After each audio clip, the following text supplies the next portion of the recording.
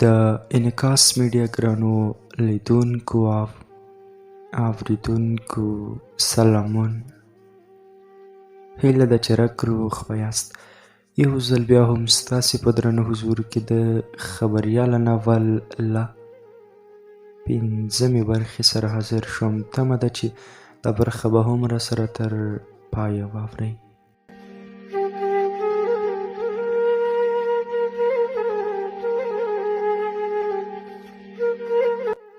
شاپوره د رڼا د تلیفون خبرې ټولې د زړه په غوږو واورېدې. له ځان سره یې وویل شاپوره تا خو دې نجلۍ موټر ته نه ده پورته کړې، دا خو مشهوره ژورنالیست رڼا ده. شاته یې وکتل، په رڼا یې سترګې وټومبلې. هغې زړه نازړه وویل که غلط شوی نه یم تاسې مشهوره خبریاله رڼا نه یاست؟ هو مشهوره نه یم خو هماغه یم.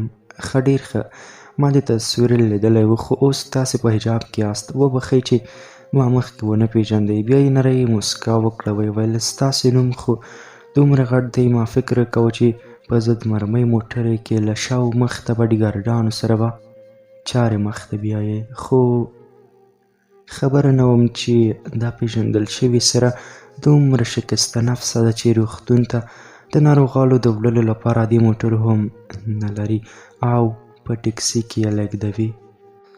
زما توپیر له نورو سره همدا دی چې زه معنویاتو ته ارزښت ورکوم، نه مادیاتو ته.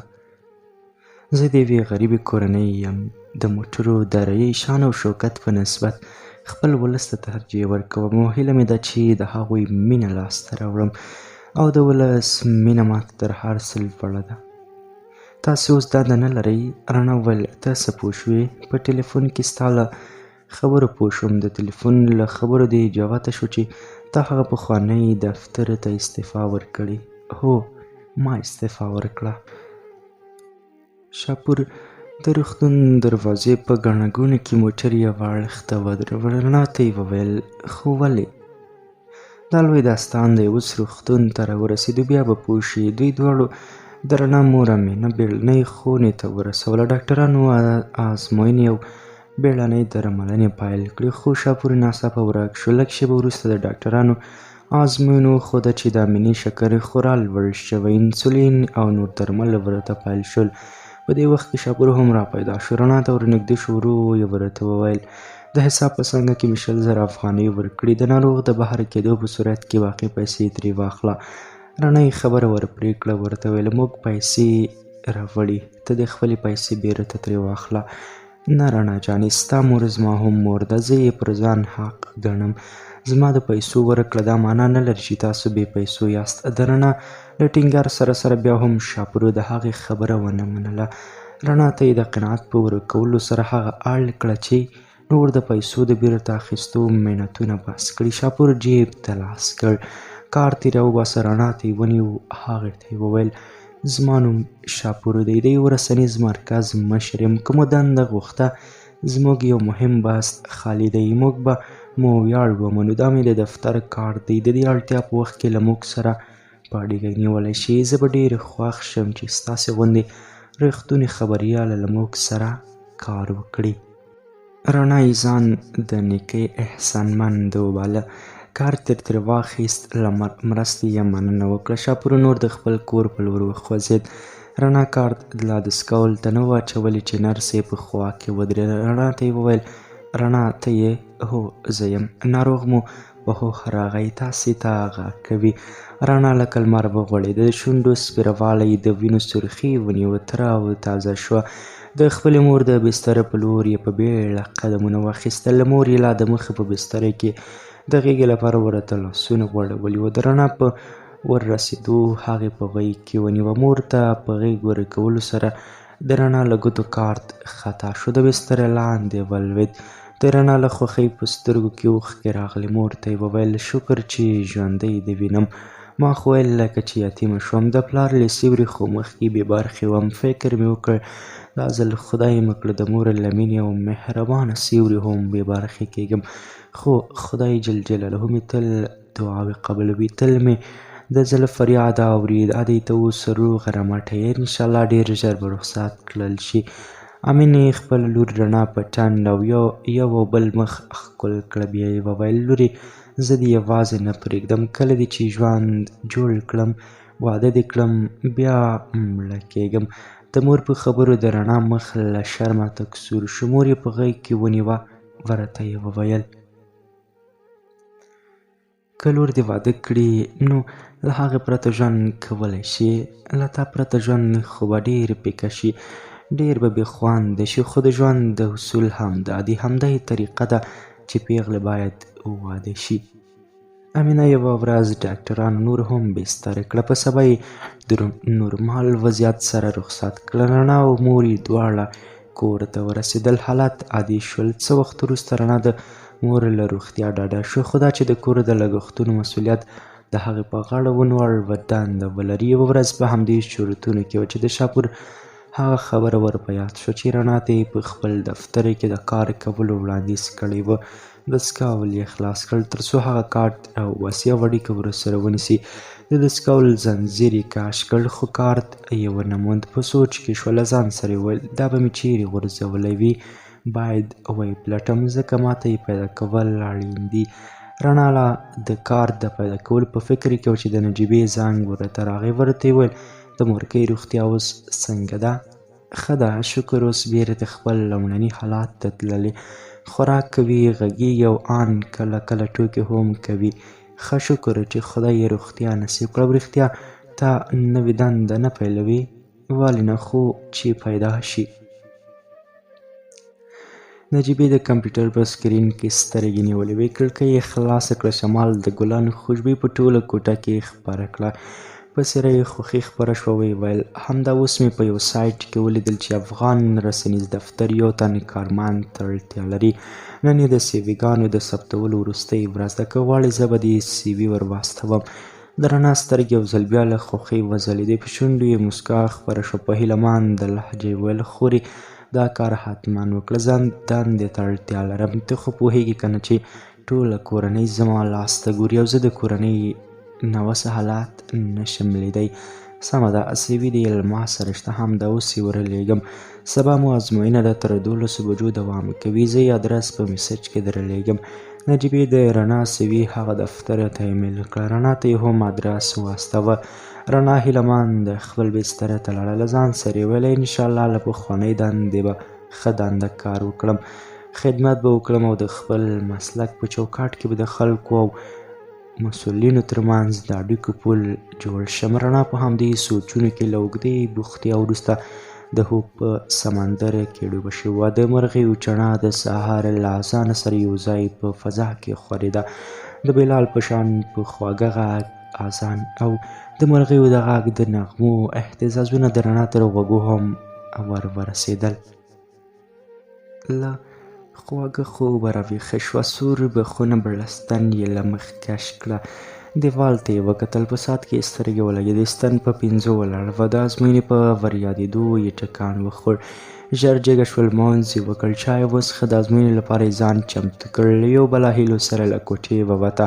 هغه د حرکات په حال کې و چې د مور له کوټې د هغې زګیروي واورېده. په منډه منډه ورغله. د هغې په الوتې څېره یې نظر ولګېد. هغې ژر ساه اخیسته. په ټنډه یې خولې راماتې وې. ژر بهر ووته. ټکسي یې ونیوله. دواړه تر روغتونه ورسېدل. ډاکټرانو ورته ازموینې پیل کړې. دا ځل یې د مور د پخواني ناروغۍ خلاف د وینې شکر ډېر ښکته شوی و. ډاکټر پرې هغه پخواني درمل پرې کړل. ورته یې وویل هغه پخواني درمل مو ډېر قوي دي، شکر مو د نورمال حالت ډېر ټیټوي. زه درته مناسب کمزوري درمل لیکم. ډاکټر ورته درمل ولیکل. دوی دواړه یې رخصت کړل. رڼا خپله مورکۍ تر کوره ورسوله. دې دفتر ازموینې ته یې ډېره بیړه وه. ژر یې ساعت ته په دې هیله ور وکتل که چیرې وخت وي ځان به ورسوي. 11 بجې وې. د ازموینې ځای یې هم ډېر لرې و. بس زړه نازړه د ازموینې په لور روانه شوه. رڼا هغه مهال دې دفتر ته په دروازه پښه کېښوده چې لا 10 دقیقې یې پای وخت ته پاتې وې. خو دفتر د انټرویو کسانو خلاص کړی و. هېڅوک هم د ازموینې ورکولو لپاره نه لیدل کېدل. رڼا د دفتر ساتونکو ته وویل بخښنه غواړم وروره، زه د انټرویو لپاره راغلی یم. که زما له راتګه ستاسې مشر خبرې کړئ منندویه به مو شم. خورې د انټرویو وخت ختم شو. مشر بهر ووت. یوازې اداري مرستیال په دفتر کې دی. که هغه ته هم ووایې ښه به وي. کیدای شي له ما سره مرسته وکړي ځکه زه کار ته ډېره اړتیا لرم. ساتونکی ننوت. مرستیال ته یې د هغې د راتګ وویل. مرستیال له غروره ډکې سترګې په ساتونکي کې ښخې کړې. ویې ویل ورته ووایه چې وخت ختم دی. دا چې په دې مهمه ورځ دومره ناوخته راغلی، خدای خبره د رسمي ورځو به دې څه حال وي. رڼا لوړ پولیس ودانۍ ته سترګې نیولې وې. د ګلانو په رنګارنګ پاڼو د لمر ځلېدونکې شغلې ځلېدې. په دهلیز کې د بوټو کلپه شوه. په ونه دنګ ډنګر سړی راووت. په ناهیلي انداز یې وویل خورکۍ هغه وایي وخت ختم دی، ته تلای شې. د رڼا په زړه کې لا هم د هیلهمندۍ څرکونه ټوپونه وهل. ساتونکي ته یې ویل په تکلیف به شي، خو د مصاحبې مسؤل ته ووایه چې رسمي وخت ته لا 10 دقیقې پاتې دي. ساتونکی بیا ننوت. مرستیال ته یې ویل مېرمن وایي چې لا خو رسمیات نه دي ختم شوي، 10 دقیقې ورته پاتې دي. مرستیال په ټلویزیون کې سترګې ګنډلې وې. پیاله یې ورپورته کړه. د غرور سرخي یې په مخ له ورایه څرګنده وه. په قهرېدلي انداز یې وویل دا څومره سپین سترګې ده، په 10 دقیقو کې موږ څه کولی شو؟ د یوه سوال ځواب هم پکې نشي ترسره کېدی. ورته ووایه چې ځه لاړه شه، د ځان په څېر د لټانو اداره وګوره، هلته به دنده واخلې. ساتونکی راووت. رڼا ته یې وویل خورې هغه دې پیغام نه مني. لا په قهر هم شو. ویې ویل ځه لاړ شه، موږ ته سرخوږی مه جوړوه. د ځان په څېر چېرته د لټانو دفترونه پیدا کړه، هلته دنده واخله. رڼا د دې خبرې له اورېدو سره سم له څوکۍ پورته شوه. ساتونکي ته یې ویل د چټلو خلکو خبرې هم چټلې وي. موږ نورو ته د وخت د ارزښت سپارښتنه کوو. دوی خپله لټي د هر کس په تن کې ویني. په 10 دقیقو کې 10 انټرویوي اخیستل کېږي. په اوچتو قدمونو د دفتر د وتو په تکل کې شو. د دفتر د حویلۍ دروازه نیمه خلاصه وه. رڼا د خلاصولو لپاره لاس ورور. له بهر هم یو کس د دروازې خلاصولو په موخه د رڼا په لاس کېښود. د رڼا د داسې حالت سره چې څوک بېګانه یې په لاس کېږدي تر دې دمه نه وه مخ شوې. وارخطا شو. ژر یې خپل لاس د ځان په لور کش کړ او څو قدمه شاته ولاړه. څو له بهره راتلونکي ته د ننوتو موقع ورکړې. په دې حال کې په لاس کې نیول شوې دوسیه ترې ولوېده. خپلې دوسیې ته ژر ټیټه شوه او له دوسیې ته د فرق ورکې یې راټولې کړې. بهر ته د وتو په لټه کې شوه. په وتو کې د سترګو له کونجه په ځوان نظر ولګېد. ویې وپېژانده هغه بل څوک نه وه، هماغه شاپور و، هغه ځوان چې له رڼا سره یې روغتون ته د مور په وړلو کې مرسته کړې وه. خو د شاپور شک هم نه شو چې دا رڼا ده، ځکه رڼا به تل له رسمي دندې پرته په حجاب کې ګرځېده. د هغه له لیدو رڼا په دې هم پوهه شوه چې دغه د شاپور دفتر دی. هغه ته یې د ځان پېژندګلوي ځکه ونه کړه چې د مرستیال رویې یې ډېره نارامه کړې وه. هېڅ د خبرو توان یې نه درلود. رنګ یې الوتی وه.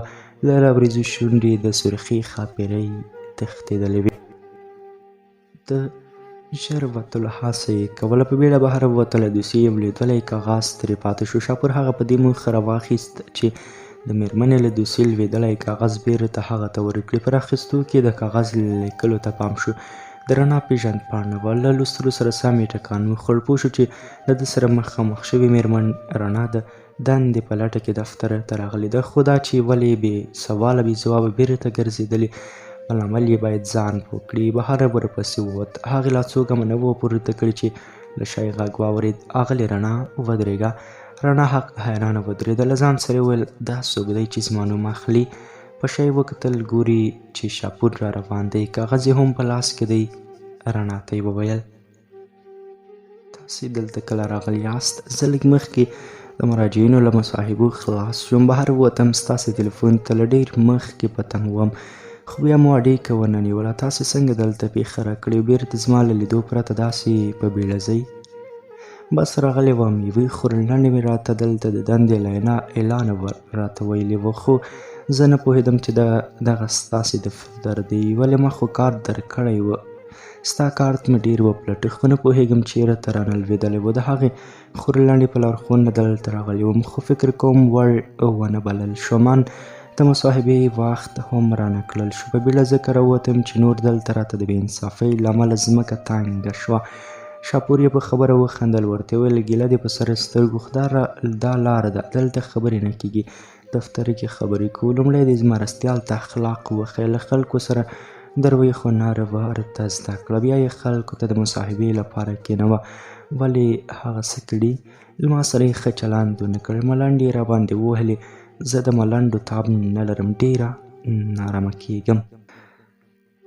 رڼا جانې ته په حقه یې، مرستیال مې د خپلوانو له ډلې دی، ستا په څېر ټول خلک ترې خفه دي. موږ هم پوزې ته ترې راغلي یو، بس دعا کوو چې یو بل مناسب کس پیدا کړو چې دغه بحث ډک کړي. ډېر ورته په تمه شوم چې اصلاح شي، خو ګټه یې ونه کړه.